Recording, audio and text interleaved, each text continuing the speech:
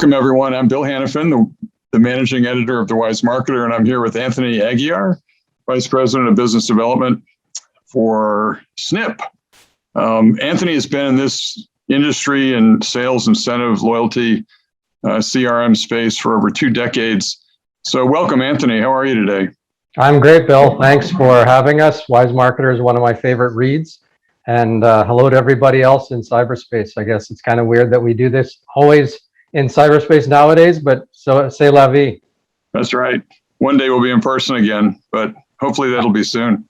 Yeah, exactly. Yeah. So you know what's interesting, Anthony, is we've been all working from home, sequestered in our little places, and we've been trying to keep business going as best we can. And meanwhile, it seems like the consumer hasn't stopped changing whatsoever. It's almost as if the pace of change, we used to talk about that as the pace of change is quickening, but it's really, if not quickened, it's certainly just gone left, right, sideways, up, down. So consumers are changing, a lot of habits are changing, and the whole marketing community, I feel like we're always, not in a bad way, but we're always behind. We're trying to decode what consumers are doing and try to figure things out. So that means, to me, the whole approach to marketing technology is changing somewhat, and things are quite different. So I'm interested in what you're seeing in the space right now, if you see it as dynamic as I described it, or if you're seeing something different.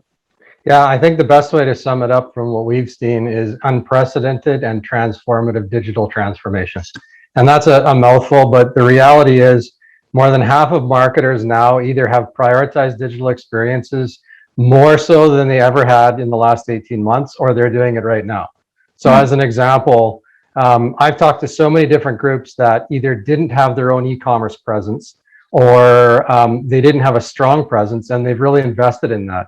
For instance, I spoke with a pet specialty store, and not number 1 in the market, but certainly not number 10 in the market. And I just spoke with them a couple weeks ago, and they've done more in the last 18 months than they had in the previous 5 years in terms of evolving everything that they're doing digitally, making sure that their direct to consumer is prioritized. And similarly, I was speaking with I guess the best way to put them is a sports apparel specialty brand. And same thing, like they're really looking at how do we take what we've learned now about how important it is to talk to the customer and to build things like loyalty programs and prioritize that and get buy-in from our leadership team. So certainly personalization is a huge thing. And I know it always has been, but even more so now. Investing in loyalty programs that brands can own themselves and not just be part of some other group's loyalty program, so that they can, control that positioning, control the messaging, and then get the data and mine the data. And I think the data is the big thing that we'll talk about in a few minutes, Bill. Yeah. And then just all of that first party, zero party data that customers can give up in so many different ways. That's really where I've seen digital transformation in the last couple of years. And so the term itself, it was almost a visionary sort of term. When I first started to hear about digital transformation, it was this umbrella term for all the technology advancement that was happening in businesses and how we could connect with people, not just through mobile apps, but through other channels. But now it's what's happened during the pandemic, it seems like it's accelerated some ideas. It's maybe taken projects that were a little bit on the bench and brought them forward. And I'm not sure even that, in the haste of doing that, if a lot of brands have what they need, but what do you see the trends right now in marketing technology? Do you see new solutions being generated more from marketing, from the technologists? And how's that impacting the kind of solutions that you can create for clients? Yeah, so a few things that we've seen. Number one, if I rewind 10, even 15 years ago in the industry, and I think about how the term was always that marketing should wag technology's tail. But the reality was that, technology back then was very different than it is today. So back then, we saw lots of brands who were investing a lot of money in their own enterprise solutions. Whereas today, it's almost the opposite. Today, what brands are looking for are partners that can specialize in certain areas and plug all of those pieces in together. So it's a very different, approach to things as opposed to before. And now when I talk to sharper marketing managers, trade marketing managers, brand managers, they understand technology much better than their counterparts did 10 or 15 years ago. And it's because this is just table stakes now. So, you know, Bill, you and I are not spring chickens, even if we act like it. So if you and I rewind, you know, 10, 15, 20 years ago and think at that time how people were talking about technology and think about it today, it's a very different situation. And Right. you used a really interesting term there. You said like brands are doing things that are a bit more revolutionary. I'll give you a quick example here. Hopefully you can see this. This is the Paw Points Rewards program. So this is spearheaded by the brand Fresh Step, which is cat litter. And this program is quite successful. It's been around for almost a decade. We've been fueling parts of it for about half of that time. And just this summer, they transformed their program in a way that I've never actually seen a marketer do. And the concept behind it is you buy cat litter, the Fresh Step cat litter. You take photos of your receipts, you earn points, you save those points, you buy things in the catalog. Same thing that most groups do, but this summer, what they've done is they've now structured it so that you can earn points when you buy any type of cat food, treats, or litter, including competitive litter products. Like how, you know, crazy is it that they're doing that now? So it's not just that you're buying their brand, you're buying anything in the pet space cat related. Wow. So I'll ask you the question. Why do you think they're doing that, Bill? It's probably more than generosity. I'm thinking it's probably to attract us, maybe become a central point for people buying pet products. There you go. I'm not sure. What do you, what's the real reason? I mean, that's the way I look at it. I see they're driving loyalty across the category. They are being seen and shown as a leader for pet parents. And then what do we always talk about as MarTech groups? Data. So we're able to get them so much data off the receipts now as a result of attracting people to earn points from all these different purchases. And I'll show you a little bit about that in a few minutes too. That's amazing. So yeah, how about trust too? Isn't it interesting that you would, if I was a consumer and I came to this site and saw the value prop and realized I could get points for somebody else's product, I might think, I'm not sure why they're doing it, but I like these guys. You know, they seem like they're working on my behalf is the way it comes across, not just their behalf. And for a marketing team to take that type of edgy innovation still in the middle of a pandemic, kudos for them. Right. So tell me a little bit more about, Snip has, of course, a mobile-based solution centered around receipt scanning that it works for multiple purposes, my understanding. So you can fuel a loyalty program of different types of models. You can run campaigns, short-term, long-term campaigns. There are a lot of different opportunities here. And there's also a real shopper marketing angle, connecting the CPGs with human beings that are buying product. But just dig into that a little bit, if you will, because I really want to understand more about it. Sure, Bill. And I'll try and get through the boring parts as quickly as possible because I like to get into the real fun things. So we have this consumer acquisition, retention, and engagement platform. We call it the Care Hub. And this is a modular hub. So it's like Lego bricks. Marketers call us up and they say, I want Lego brick A, C, and D, and they snap them together. And this is what I was saying earlier. 20 years ago, marketers were looking for one enterprise solution that did everything, whereas today, they're calling upon Snip and they're saying, hey, we want your receipt processing technology, or we want your rewards catalog, or we want your points earning, or fill in the blank. So this hub that we have allows us to activate, validate, and incentivize the brand's shoppers. And we activate through multiple channels. Omni-channel is one of those big things that we've really seen marketers fall in love with over the last couple of years. We can validate whether it's a purchase-based program or a non-purchase-based, so more behavioral incentivization. And then the incentive can be anything. And we all know that there are, you know, thousands of different rewards out there, from digital gift cards through to the company's own swag, and then, you know, items that are more donation or charity based. So this hub that we have allows us to do all of these different things, and we do them across lots of different programs. So you kind of hit the nail on the head, Bill, when you said loyalty programs, but also short-term campaigns. So whether it's an always-on points-based program, or whether it is, you know, some short-term campaign like an instant win game or a sweepstakes, or, you know, a rebate and a reward program, we like to call these often things like gift with purchase. Our programs leverage all of our technology pieces to be able to run all these different types of campaigns. So as an example, if you look at the loyalty programs like you were talking about, a lot of groups here will probably be a member of Starbucks Rewards or maybe Kellogg's Family Rewards. These are two massive programs that we help fuel. But our technology is so pliable, both in the sense that it's modular, but also because it's so focused on the data that we can do things in, the hotel space, in the B2B space. This is actually a firearms B2B program, so I'm sure you don't come across too many of those. Lots of stuff in the beauty industry, and then here's the Fresh Step Paw Points program that I'd mentioned as well. Wow, that is a diverse group. Imagine if you made a coalition out of those brands. I think that might be a challenge for the marketers, just to come up with a descriptive name. I think, Bill, that's another conversation for you and I to have. Coalition marketing, Yeah. is it dead? Yeah, this might bring it back to life. So, Yeah.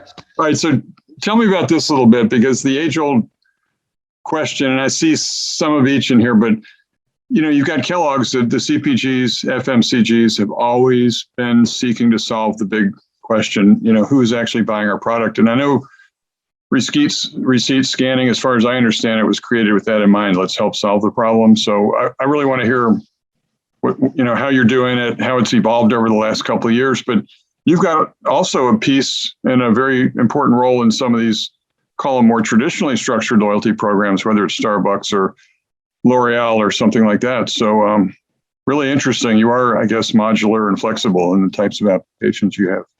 Yeah, exactly. And so as an example, I mentioned purchase versus non-purchase. So the modularity, if that's a word I can use, of our tech stack allows us to do all these different types of validation. So, the receipt validation is definitely an integral piece that a lot of marketers have called upon us for over 15 years.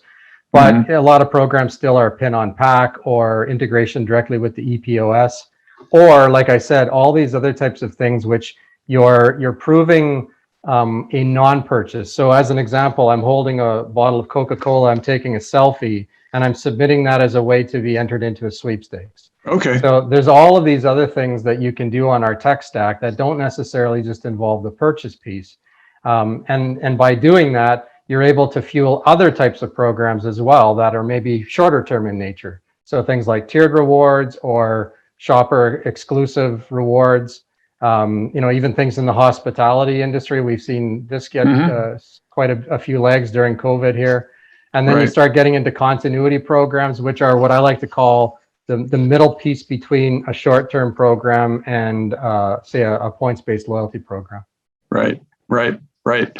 And what's the consumer's role in this? Is it as simple as, they've got their phone in their hand? Do they need an app? Do they just open up their camera and snap a picture? How much of a friction point is that for people? And how do these brands and these companies demonstrate the value so that they realize, hey, it's worth pulling out the phone, taking that picture? Sure. So a couple of things. Number one, everything you see here is the brand's branding. There's no snip, there's no snip marketing, there's no snip app that you have to download. We are 100% white labeled, and we make sure that the brand is first and foremost. Number two, it's really simple for the customer to literally take out their phone, snap a photo of their physical receipt, or if they're doing an e-commerce transaction, they'll get their invoice in their inbox from, say, Amazon or Walmart.com. They can take a screenshot of that, or they can just forward the email directly to an email address we set up for that campaign. Our system snip check is extremely sophisticated. I'm actually going to show you how it works. It validates the image within seconds to minutes, and then gives them that incentive, whether that's a free reward or whether it's points in the loyalty program. Right. Anthony, I've got to say, we haven't been traveling much, right? But I was on a trip last week, and I noticed several people, when they had a receipt in their hand, they did not take it with them. They pulled out their phone, took a picture.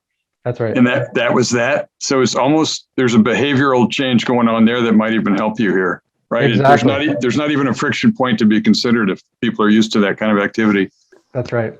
And what's funny is our system automatically validates that image, that receipt or the selfie, whatever it might be. But every once in a while, we'll have to take a look at a receipt for whatever reason. Maybe our anti-fraud mechanisms have looked at it. A lot of receipts have as the background the steering wheel of the car, because the customer literally came from the store, got into their vehicle, took a photo of their receipt, and uploaded it to participate in the program, or Okay. it's on their dinner table.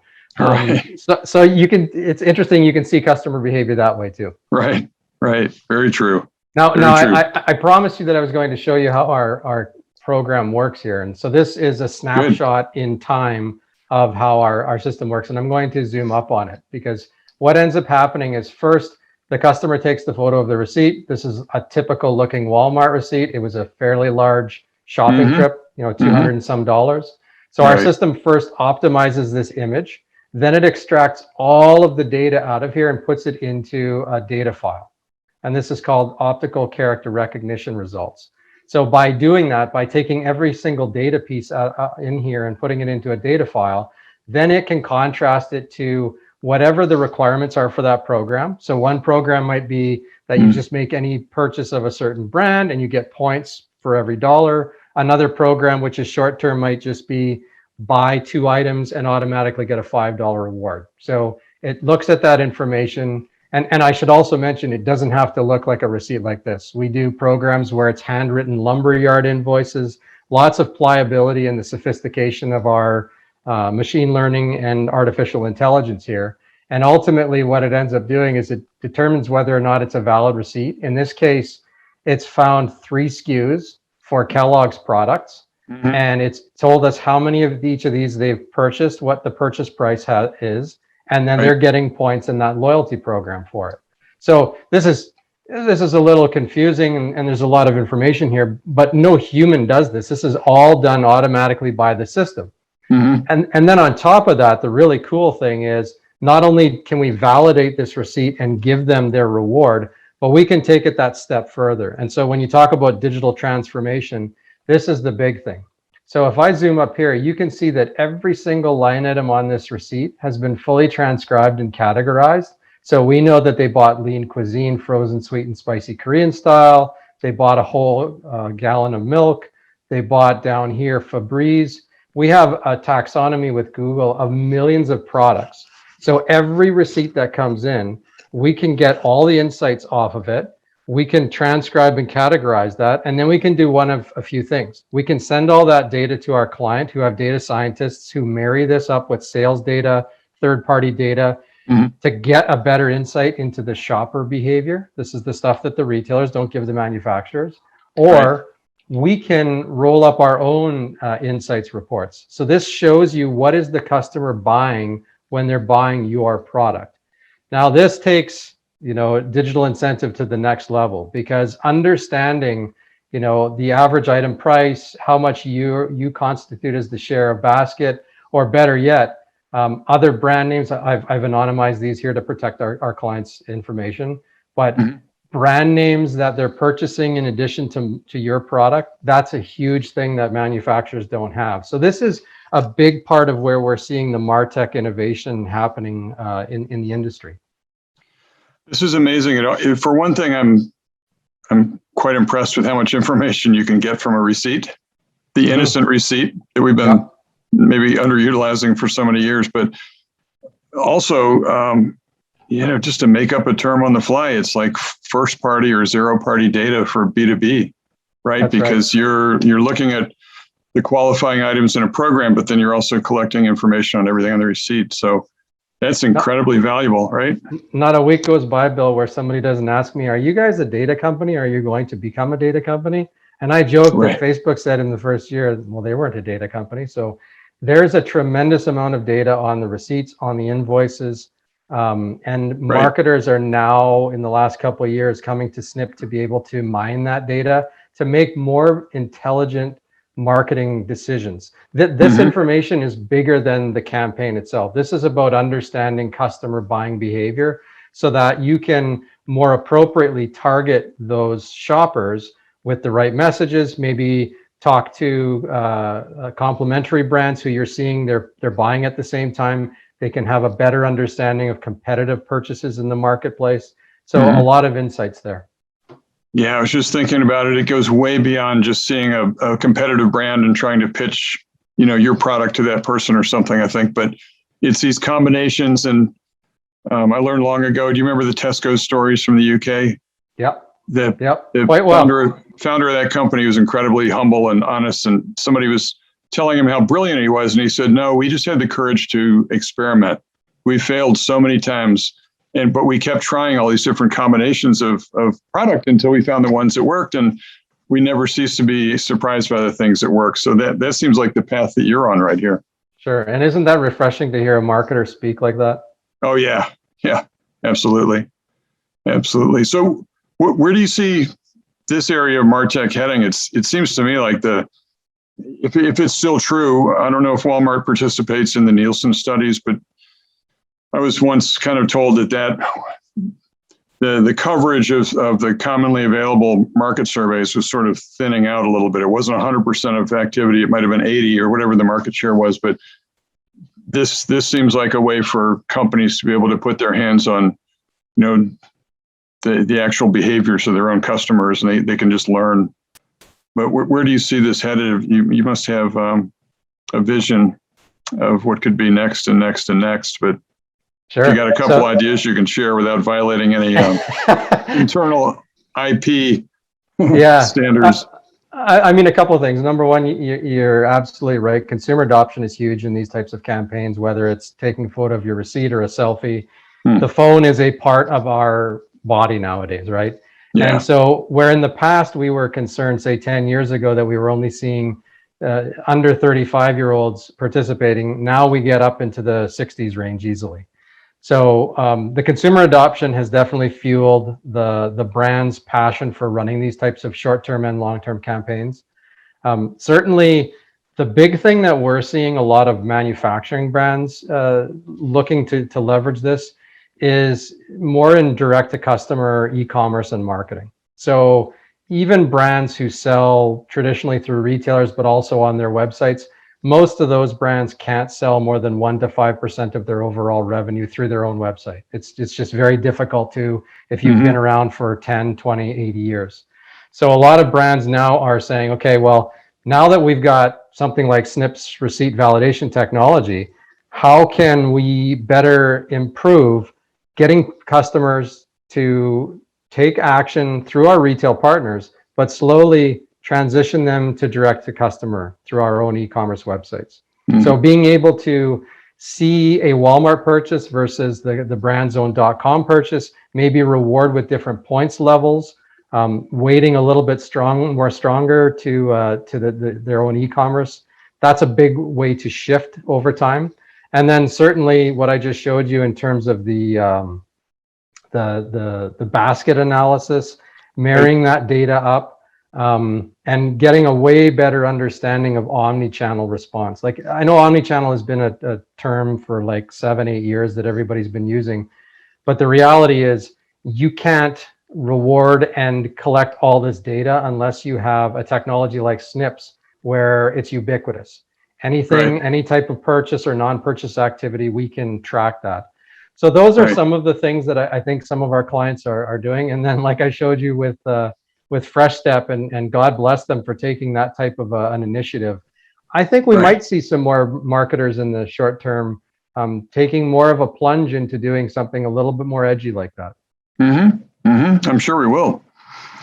So in case you stepped in the middle of this, Anthony Aguiar, Vice President of Business Development for Snip, you're going to be on the road, I hope. Are you going to be on the road? Where can people find you if they want to hear more about this story? Because I know I've got to track you down to get a few more questions answered myself. Yeah, absolutely. I think we'd all like to be on the road a little bit more, but like we were talking about it just before the interview, it seems like it's just hard to get out to conferences nowadays because they're all sort of dying before they start, if I can put it that way. So you can catch us at snip.com is our website. You can hit me up on LinkedIn.